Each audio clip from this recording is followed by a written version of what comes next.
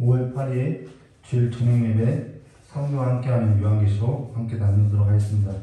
오늘 요한계시록 16장 10절서부터 21절로 하나님의 진노의 7대접 두 번째 우리 설교 나누도록 하겠습니다. 지금까지 계시록만 한 4번 정도 설교를 하면서 깨닫게 된 것이 뭐냐면요, 신앙에 있어서 저마다 이해하는 정도를 알려면은 우리가 성경을 어떻게 관찰하고 어떻게 해석하고 어떻게 살아가고 있는지에 관해서 살펴보면은 저와 여러분의 그 신앙에 있어서 이해하고 있는 정도를 알 수 있고요, 신앙적 삶을 우리가 좀 엿볼 수 있다는 것입니다. 오늘 저와 여러분이 이 글을 또 어떻게 관찰하고 있는지 또 어떻게 해석하고 있는지에 따라서 우리의 영적인 삶에 있어서 그 이해도, 신앙의 이해도가 차이가 있다는 것이죠. 어떤 사람은 이 글을 보고, 계시록을 보고 하나님을 두려워서, 무섭고 떨림으로써 이렇게 섬기는 경우가 있고요, 벌 받지 않으려고 이렇게 섬기는 사람이 있고요, 또 어떤 사람은 하나님께서 작정하신 그대로 하나님의 진노의 대접을 마실 삶이 있다는 것이죠. 그리고 어떤 사람은 하나님의 그 장막 안에 하나님의 인도하신 가운데 하나님의 은혜와 평강을 누리면서 자연스럽게 하나님과 함께 더불어서 살아가는 삶이 있다는 것입니다. 지금 이런 말을 하는 까닭은 저와 여러분을 두고 이야기하는 거겠지만요, 사실 거짓 선지자들이 있다는 거예요. 그 다음 또 세대주의적 해석이 있다는 것입니다. 세대주의 해석이라는 것은 이것을 문자대로 해석하고 시간의 배열로서 교회 시대가 있고 일곱 인내 시대가 있고 그 다음 일곱 나팔, 일곱 대접의 시대가 있고 그 다음 백보자 심판이 있다, 이러한 해석을 말한다는 거예요. 그래서 시간별로서 해석한다라는 거죠. 그래서 그러한 해석은 저와 여러분이 조금 경계해야 할 필요가 있다는 것입니다. 그리고 사실 저 역시 신앙에 어릴 때가 있었다는 것입니다. 요한계시록을 읽을 때 처음에는 두려웠고 무슨 말인지도 이해 못했었고, 또 그러고 나서는 또 시간의 순서에 따라서 이해하고 있었다가 신학교에 가면서 성경 해석하는 방법이 여러 방법이 있구나라는 것에 있어서 보게 됐다는 것이죠. 그러고 나서 여러 자료와 주석과 강해를 통해서 알게 되고 깨닫게 됐다는 것입니다. 그리고 지금 가장 안전하고 보편적인 방법을 채택해서 저와 여러분과 이렇게 저녁 예배를 나누고 있다는 것이죠. 그러면 지난 설교에 이어서 우리 요한계시록 16장 10절과 11절 말씀 보도록 하겠습니다. 또 5번째 천사가 그 대접을 어디에요? 짐승의 왕자에 쏟으니 그 나라가 곧, 짐승의 왕자가 있다라는 것은 7교회 안에서도 그 보좌에 관한 개념이 나오죠. 근데 짐승의 왕자에 쏟으니 그 나라가 어떻게 됐다라는 거예요? 어둡다라는 거예요. 흑암이라는 것이죠. 어두워지며 사람들이 아파서 자기 혀를 깨물고 아픈 것과 종기로 말미암아 하늘의 하나님을 비방하고 그들의 행위를 회개하지 아니하더라라고, 여기 짐승의 왕자에 쏟았더라라고 말한다는 것입니다. 자, 땅과 바다에서 짐승이 나왔다라고 이야기했죠. 그래서 땅하고 바다는 세상 나라를 상징한다라고 이야기했고, 그 땅과 바다에서 나온 두 짐승에게 있어서 그들이 누구로부터 권세를 받았냐면은 용으로부터 권세를 받았다라고 이야기했다라는 것입니다. 그리고 그 아래 그 짐승과 함께 땅에 거하는 그냥 하나님의 백성이 아니죠, 땅에 거하는 자들이 있더라라고 우리가 보았다라는 것이죠. 그 짐승의 왕자에 쏟았다라는 것입니다. 그래서 첫 번째 대접은 땅에 쏟고 그 땅에서 나왔던 짐승이 있었고요, 둘째 대접은 바다에 쏟았고, 셋째 대접은 강과 물의 근원에 쏟았고, 이거는 심판의 엄중성을 말하고 심판의 그 확고성을 말한다 했죠. 그 다음 넷째 전사는 해에 쏟았고, 5번째 대접은 짐승의 왕자에, 이제는 그 세상 나라의 임금, 그 왕자에 쏟았음을 보여주겠다는 것입니다. 근데 그 나라가 곧 어두워지며 사람들이 아파서 자기 혀를 깨물고 아픈 것과 종기로 인해서 하나님을 비방하더라는 것입니다. 하나님의 공의로운 심판이 베풀어졌는데 그 하나님의 공의로운 심판에 있어서 이들이 회개하지 않더라는 것이죠. 여기 무엇하고 같냐면요. 이 그림이 무엇하고 같냐면요. 우리가 계속해서 강조했던 것이 뭐냐면은 애굽에 내려졌던 재앙과 같다라는 거예요. 하나님의 백성들에게 내려졌던 재앙이 아니라 바로 애굽 왕과 그의 백성들에게 내려졌던 재앙과 같은데, 그럼에도 불구하고 바로와 애굽 백성들이 회개하지 않다라는 것이죠. 근데 이러한 상태를 뭐라고 하냐면은 저주라고 한다라는 거예요. 이 상태 자체가 저주라는 거예요.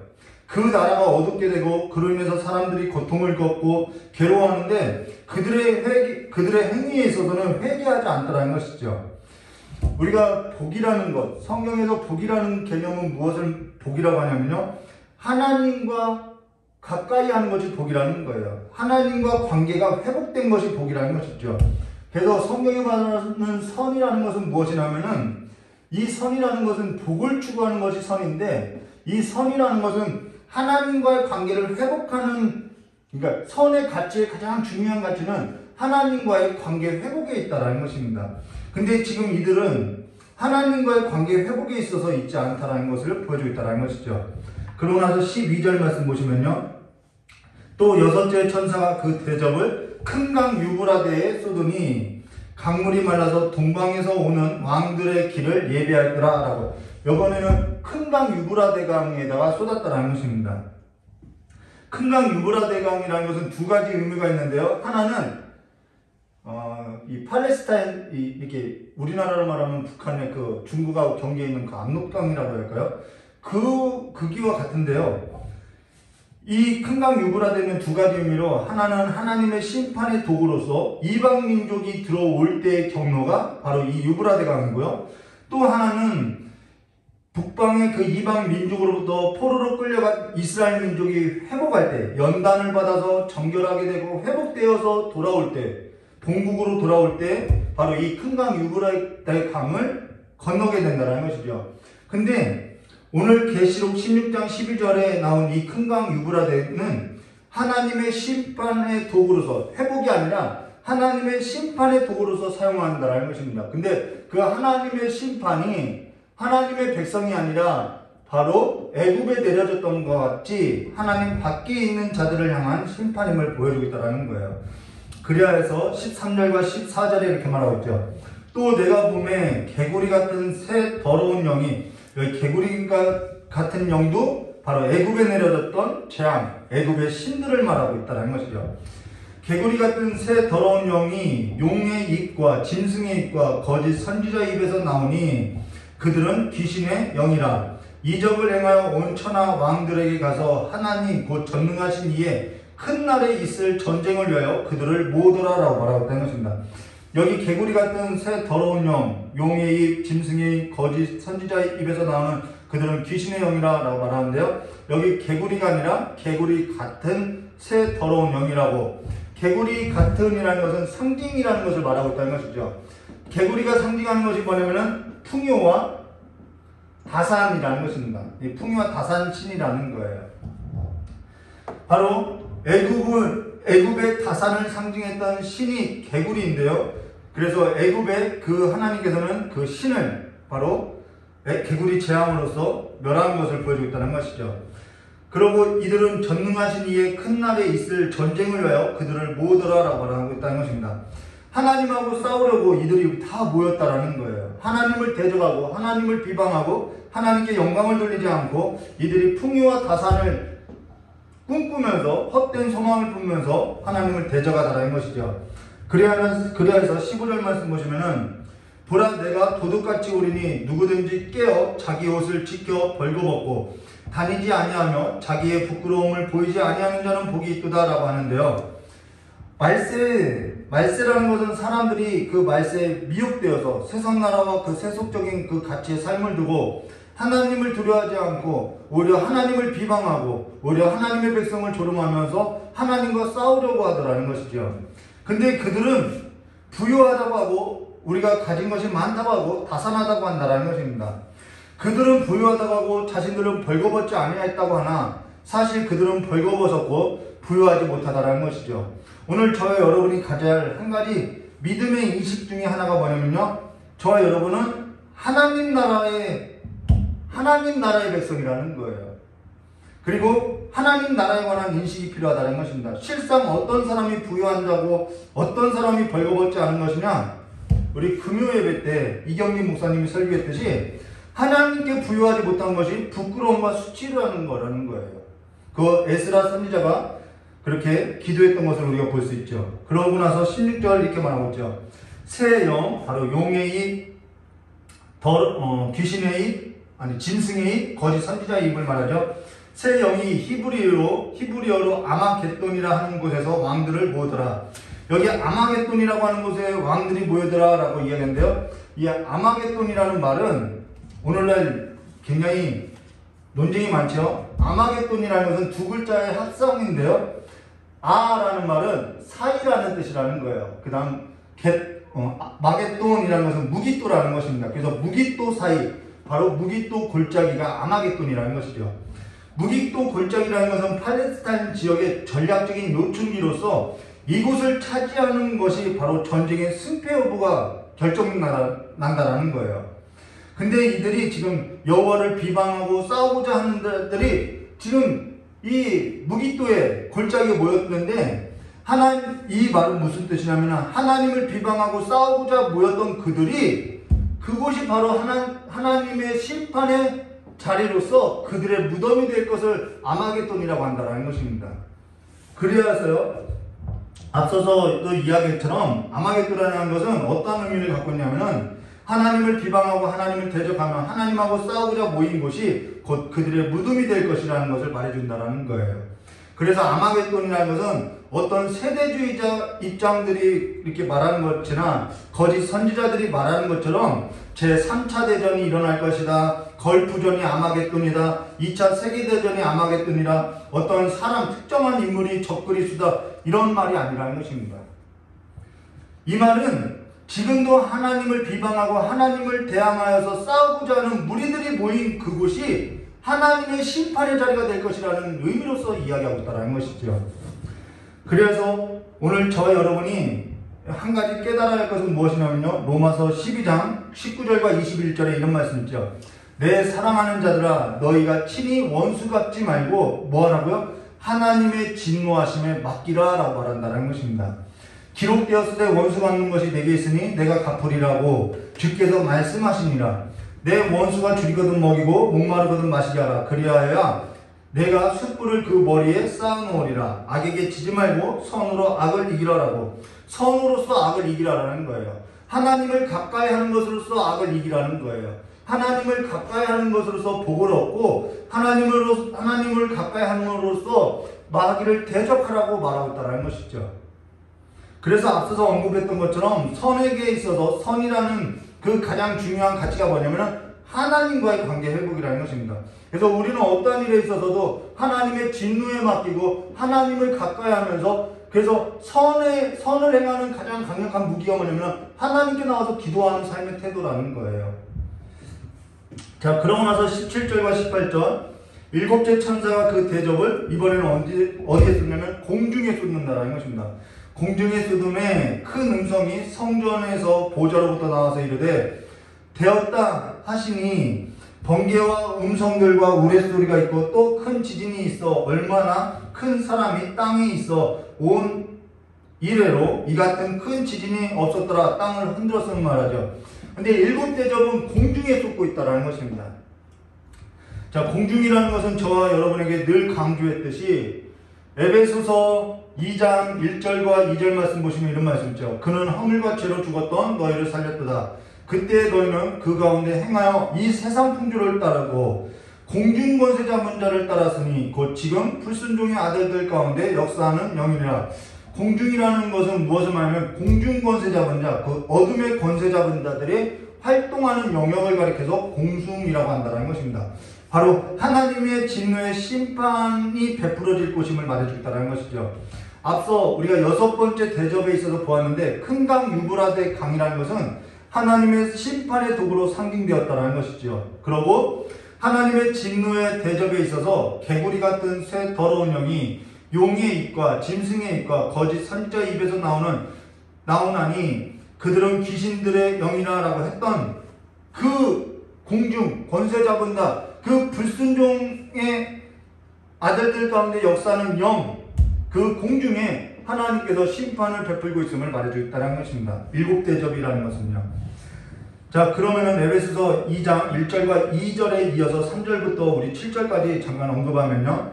전에는 우리도 다 그 가운데서 우리 육체의 욕심을 따라 지내며 육체와 마음이 원하는 것을 하여 다른 이들과 같이 본질상 어떠한 자녀였다고요? 진노의 자녀였더니 우리도 마찬가지였다라는 거예요. 그 아래서 하나님을 비방하고 살았다라는 것이죠. 근데 4절과 5절이요. 긍휼이 풍성하신 하나님이 우리를 사랑하신 그 큰 사랑으로 인하여 허물로 죽은 우리를 그리스도와 함께 살리셨고 너희는 은혜로 구원을 받은 것이라. 그래서 우리는 은혜 아래에 있다라는 거예요. 하나님의 은혜 아래에 있다라는 거죠. 하나님의 은혜 아래에 있기 때문에 우리는 하나님을 경배하고 찬양한다라는 것입니다. 하나님께 영광을 돌린다라는 것이죠. 그러고 나서 6절과 7절 또 함께 일으키사 그리스도 예수 안에서 함께 어디에 앉혔어요? 하늘에 앉혔다라는 것입니다.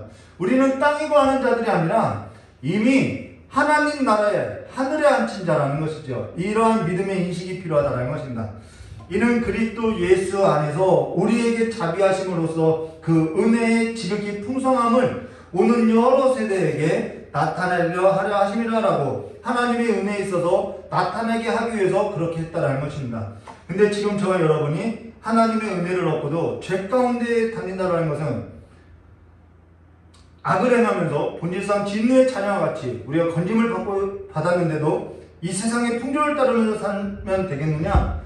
안 된다라는 것이죠. 그리고 그렇게 할 수도 없느니라 라고 로마서에서 말씀하고 있다는 것입니다. 그러고 나서 19절과 21절 큰 성이 세 갈래로 갈라지고 만국의 성들도 무너지니 큰 성 바벨론이 하나님 앞에 기억하신 바 되어 그 맹렬한 진노의 포도주 잔을 받음에 각 성도 없어지고 산악도 간데 없더라.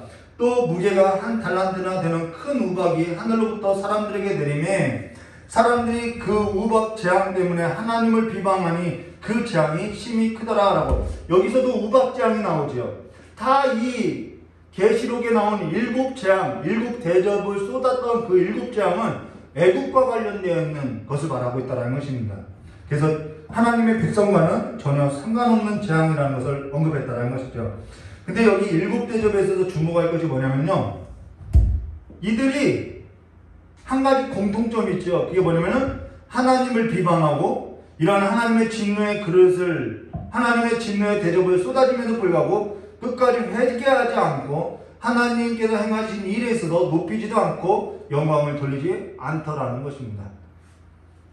그래서 끝으로 히브리서 3장 15절과 16절 성경 읽었으되 오늘 너희가 그 음성을 듣거든 경노하게 하시던 것과 같이 너희 마음을 완고하게 하지 말라 하였으니 듣고 경노하게 하던 자가 누구냐? 모세를 따라 애굽에서 나온 모든 사람이 아니냐라고 했던 경고와 같이 오늘 저와 여러분이 주의 음성을 듣거든 주의 명령에 있어서 믿고 순종하는 자로서 영원한 안식에 들어간 생명 얻은 자로서 하나님의 은혜 아래서 하나님께 경배하고 감사하는 삶으로서 한 주를 살아내시기를 주님의 이름으로 축원합니다. 이 시간 이경림 목사님 나오셔서 기도해 주도록 하겠습니다.